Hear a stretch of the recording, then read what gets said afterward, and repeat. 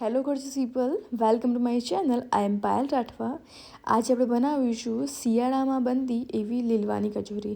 લીલવાના દાણા આપણને શિયાળામાં ખૂબ જ ઇઝી રીતે મળી રહેતા હોય છે, તો લીલવાની કચોરી ખૂબ જ સરસ એવી ટેસ્ટી બને છે. તો અહીંયા મેં લીલવાની કચોરીને કેવી રીતે ફ્રાય કરવી, સાથે જ એનું લેયર પર બબલ્સ ન આવે એની પર મેં બધી જ ટિપ્સ અને ટ્રિક્સ આપી છે. તો એકદમ સરસ એવી ટેસ્ટી એવી કચોરી બનીને તૈયાર થશે. તો ચાલો રેસીપી સ્ટાર્ટ કરીએ. અને હા, જો રેસીપી તમને સારી લાગે તો પ્લીઝ રેસીપીને લાઇક કરજો, શેર કરજો, અને ચેનલને હજી સુધી સબસ્ક્રાઈબ નથી કરી તો પ્લીઝ જલ્દી જઈને સબસ્ક્રાઈબ કરી લેજો અને પાસે રહેલા બેલ આઇકન પ્રેસ કરી દેજો, જેથી આવનારા નવા રેસીપીના તો વિડીયો તમને મળતા રહે. તો ચાલો લીલવાની કચોરી બનાવવાનું સ્ટાર્ટ કરીએ. તો સૌથી પહેલાં બહારના લેયરનું તૈયારી કરી દઈશું. તો એના માટે લોટ બાંધવા માટે મેં અહીંયા 2 લોટ લીધા છે. એક તો મેંદો લીધો છે અને એક ઘઉંનો લોટ લીધો છે. તો અહીંયા મેં 1 કપ મેંદો લીધો છે અને રેગ્યુલર રોટલીનો લોટ અડધો કપ લીધો છે. તમે ટોટલી મેંદો પણ લઈ શકો છો અને ટોટલી ઘઉંનો લોટ પણ લઈ શકો છો. સાથે ઉમેરી દઈશું મીઠું અને થોડી એવી ખાંડ. ખાંડથી શું થશે, કેરેમલ થશે અને એનાથી કલર કચોરીના ઉપરનો લેયરનો સરસ આવશે. અહીંયા મોણ ઉમેરી દઈશું. તો અહીંયા મેં મોટી એવી ચમચી જે હોય એ જ લીધું છે. તો મેં અહીંયા મોટી ચમચી 4 જેટલી મોણ લીધું છે. હજી જરૂર પડશે તો આપણે ઉમેરી લઈશું. તો મોણને એકદમ સરસ રીતે આપણે મિક્સ કરી લેવાનું છે, જેનાથી એકદમ સરસ એવી રીતે લોટની અંદર સરસ રીતે ફેલાઈ જાય અને આપણને ખબર પડે કે મોણ એકદમ પરફેક્ટ છે કે નહીં. તો આવી રીતે બ્રેડ ક્રમ્સ જેવું ટેક્સચર એનું તૈયાર થઈ જશે, જોઈ શકાય છે આવી રીતે. હવે થોડું નોર્મલ વોટર લઈને આને આપણે લોટ બાંધવાનું પ્રિપેર કરીશું. અને લોટ આપણે એકદમ ઢીલો નથી બાંધવાનો. પરાઠાનો લોટ બાંધીએ ને એનાથી થોડોક એવો કડક રાખવાનો છે, કઠણ લોટ બાંધવાનો છે, જોઈ શકો છો આવી રીતે. તો મેં અહીંયા લોટ બાંધીને એકદમ પરફેક્ટ એવો તૈયાર કરી લીધો છે. હવે આને આવી રીતના આપણે લોટ બાંધવાનો છે. હવે આને એકદમ સારી રીતે આવી રીતે બાઇન્ડ કરીને આને મૂકી દઈશું. અને આપણે જોઈ શકીએ છીએ કે લોટ બાંધવામાં મને અડધો કપમાં આવી રીતે થોડુંક પાણી, એટલે કે 2 મોટી ચમચી જેટલું પાણી વધ્યું છે. તો હવે એને ઢાંકીને આપણે સાઈડમાં મૂકી દઈશું. ત્યાં સુધી આપણે મસાલો તૈયાર કરી લઈએ. તો મેં અહીંયા મિક્સરનું જાર લીધું છે. એમાં મેં લીધા છે લીલા મરચાં, લીલું લસણ. આપણને શિયાળામાં લીલું લસણ અવેલેબલ હોય છે. તો લીલું લસણ તમારી પાસે ન હોય તો તમે પેલું સૂકું લસણ આવતું હોય એ પણ ઉમેરી શકો છો. અને સાથે જ 2 ઇંચ જેવા આદુના ટુકડા લીધા છે. આ ત્રણેયની આપણે એકદમ સરસ એવી પેસ્ટ બનાવી લેવાની છે. તમે ખાયણી દસ્તામાં પણ અધકચરી એવી પેસ્ટ બનાવીને તૈયાર કરી શકો છો. હવે આ પેસ્ટ બનાવી લીધી. હવે પેસ્ટને હું કાઢતી નથી. તો આની અંદર જ આપણે લીલવાના દાણાને આપણે ક્રશ કરવાના છે. તો અહીંયા મેં 1 કપથી થોડા એવા વધારે, એટલે કે 1 કપથી ઉપર 1/4 કપ, પોણો કપ જેટલા લીલવાના દાણા લીધા છે. હવે આને આપણે ઉમેરી દઈશું. તો અહીંયા એક સામટા તો બધા નહીં આવે, એટલે થોડા ઉમેરીને આપણે આને અધકચરા એવા ક્રશ કરી લેવાના છે. તો આ ક્રશ થઈ જશે એટલે પછી આપણે તેલ ઉમેરી દઈશું. તો મસાલો પ્રિપેર કરી લઈએ. અહીંયા મેં 2 ચમચી જેટલું તેલ લીધું છે. એમાં આપણે ઉમેરી દઈશું લવિંગ 3, 1 ઇંચ જેટલો તજનો ટુકડો, સાથે જીરું. હવે જીરું સરસ રીતે ફ્લેવર થઈ જાય એની પછી આપણે ઉમેરી દઈશું તલ.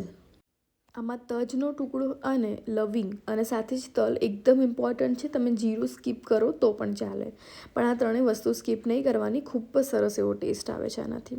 હવે એને થોડું સાતરી લઈશું અને જે આપણે પેસ્ટ બનાવી રાખી છે લીલવાની, મરચાંની, સાથે જ લસણની, એને ઉમેરી દઈશું. અને આને આપણે સારી રીતે સાતરી દેવાની, જેનાથી લીલવાની જે કચાશ હોય ને એ સરસ રીતે નીકળી જાય. તો આને એકદમ જેમ તેલમાં મિક્સ હશે ને એમ આનો થોડો કલર એવો એકદમ સરસ એવો ગ્રીન થઈ જશે, જોઈ શકાય છે. જે તેલ બાજુ નીચેની સાઈડ હોય છે એ ગ્રીન કલરમાં થાય છે. બસ આને આપણે એક વખત સરસ રીતે મિક્સ કરી લઈશું. મિક્સ કર્યા પછી એને ઢાંકણથી ઢાંકીને કવર કરી દઈશું. તો આને એકદમ સરસ રીતે મિક્સ કરી લઈશું. અને હવે જોઈ શકીએ છીએ કલર થોડો એનો એવો ગ્રીન થઈ રહ્યો છે, જોઈ શકાય છે. તો લીલવાનું પેસ્ટ એ સરસ રીતે ચડી જાય એના માટે આપણે મીઠું ઉમેરી દઈશું. મીઠું ઉમેર્યા પછી એકદમ સરસ રીતે મિક્સ કરી દઈશું. તો અહીંયા મેં 1/4 ચમચી, એટલે કે પોણી ચમચી નાની હોય એટલું મીઠું લીધું છે. આને સરસ રીતે મિક્સ કરી લઈશું એક વખત અને પછી ઢાંકણથી ઢાંકીને આને આપણે કવર કરી દઈશું. તો આપણે ઢાંકણથી ઢાંકીને 5 મિનિટ જેવું રાખવાનું છે અને વચ્ચે થોડુંક મિક્સ કરતા રહેવાનું છે. તો અહીંયા મિશ્રણને ચડતા 5 થી 6 મિનિટ જેવું થઈ ગયું છે. એકદમ સરસ રીતે મિશ્રણ થઈ ગયું છે. હવે આની અંદર બીજી વસ્તુ ઉમેરી દઈએ. તો એના માટે મેં અહીંયા પહેલાં ઉમેર્યા છે કાજુના ટુકડા. તો અહીંયા મેં 4 થી 5 કાજુના ટુકડા કરી લીધા છે. સાથે જ મસાલો એ થોડો ચડિયાતો, તીખો, ખાટો અને મીઠો હોય છે. તો ગળ્યા ટેસ્ટ માટે મેં અહીંયા ખાંડ ઉમેરી છે, અડધી નાની ચમચી જેટલી ખાંડ ઉમેરી છે અને મિક્સ કરી લઈશું. તીખા ટેસ્ટ માટે આપણે લીલા મરચાં તો ઉમેર્યા જ છે. તો લીલા મરચાંની સાથે જ ગરમ મસાલો ઉમેરવાનો છે. ગરમ મસાલાનો ફ્લેવર ખૂબ જ સરસ એવી આપણે કચોરીમાં આવે છે, એટલે ગરમ મસાલો થોડો વધારે ઉમેરવાનો. તો એક વખત સારી રીતે મિક્સ કરી લઈશું. હવે ગેસની ફ્લેમ ઓફ કરીને આની અંદર આપણે ઉમેરી દઈશું લીંબુ ખટાશ માટે. તો ગેસની ફ્લેમ મેં ઓફ કરી દીધી છે અને લીંબુ આપણે અડધું એવું લીંબુ ઉમેરી દઈશું. પછી તમારે એડજસ્ટ કરી લેવાનું કે તમારે જેવું ખાટું મીઠું જોઈતું હોય એવી રીતના. તો એકદમ સરસ રીતે મિક્સ થઈ ગયું છે અને પછી હવે લાસ્ટમાં આપણે ઉમેરી દઈશું કોથમીરના પાન. તો કોથમીરના પાનને ઉમેરીને એકદમ સરસ રીતે મિક્સ કરી લેવાનું અને હવે આ મિશ્રણને થોડું ઠરવા દેવાનું છે. પણ તમારે ચાખી લેવાનું એક વખત કે તમારે કેવું ખાટું મીઠું અને તીખું છે, એ પ્રમાણે તમારે એડજસ્ટ કરીને આને થોડું ઠરવા દઈશું. અને ત્યાં સુધી આપણે લોટ જોઈ લઈએ. તો જે આપણે લોટ બાંધવા આપણે મૂક્યો હતો એની ઉપર આપણે જોઈ શકીએ છીએ એકદમ સરસ એવા સેટ થઈ ચૂક્યો છે. હવે આને એકદમ સરસ રીતે મસળી લઈશું એક વખત માટે. તો 2 થી 3 મિનિટ માટે આને સરસ રીતે મસળી લેવાનું છે, જેનાથી જે બબલ્સ ઉપર આવ્યા હોય એ સરસ રીતે એડજસ્ટ થઈ જાય અંદર.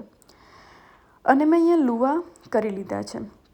તો લુવા માટે મેં અહીંયા એકદમ સરખું પ્રમાણ રાખ્યું છે. તમે જોઈ શકો છો જે લુવાનું પ્રમાણ અને એટલું જ આપણે લીલવાના મસાલાનું પ્રમાણ.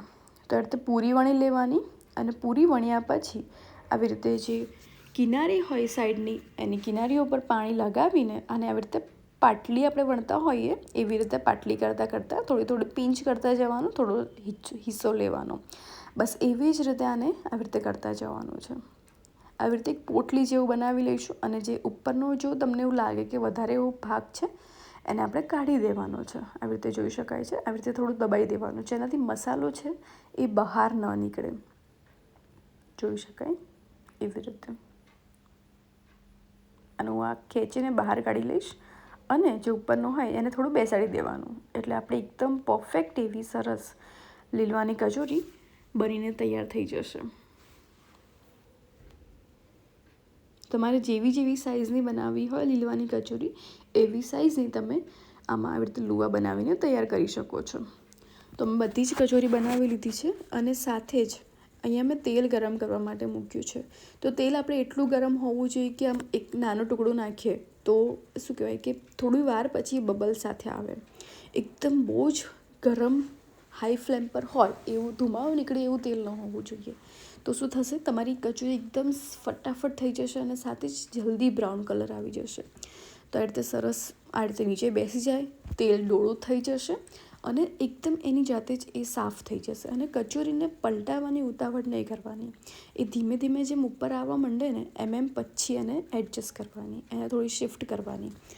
તો અહીંયા તેલને એકદમ સરસ રીતે અને આને તેલની ફ્લેમ એ આપણે મીડિયમ ફ્લેમ પર જ રાખવાનું છે, મીડિયમ ટુ લો રાખવાની. તો ધીમે ધીમે જોઈ શકાય છે એકદમ સરસ એવી આપણી કચોરી તળાઈ ગઈ છે અને એની ઉપર બબલ્સ પણ નથી આવ્યા. તો કોઈપણ કચોરી કે સમોસા તમે તળો ત્યારે હંમેશા ધ્યાન રાખવાનું તેલનું ટેમ્પરેચર કે એ ધુમાડો નીકળતું ન હોવું જોઈએ અને ધીમેથી ઉપર આવે એવી રીતના હોવું જોઈએ. તો હવે આપણે કચોરી મેં સર્વ કરી લીધી છે. તો કચોરી સર્વ કરીને આપણે જોઈ શકીએ છીએ અંદર એકદમ પરફેક્ટ એવું લેયર થયું છે અને સાથે જ જે બહારનું લેયર છે એકદમ સરસ એવું પાતળું છે, જોઈ શકાય છે.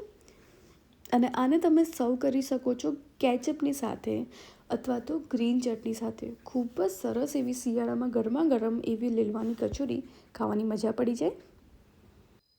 તો જો તમને આ રેસીપી સારી લાગી હોય લીલવાની કચોરીની તો પ્લીઝ રેસીપીને લાઇક કરજો, શેર કરજો અને ચેનલને હજી સબસ્ક્રાઈબ નથી કરી તો પ્લીઝ જલ્દી જઈને સબસ્ક્રાઈબ કરી લેજો અને પાસે રહેલા બેલ આઇકનને પ્રેસ કરી દેજો, જેથી આવનારા નવા રેસીપીના વિડીયો તમને મળતા રહે. Thank you for watching.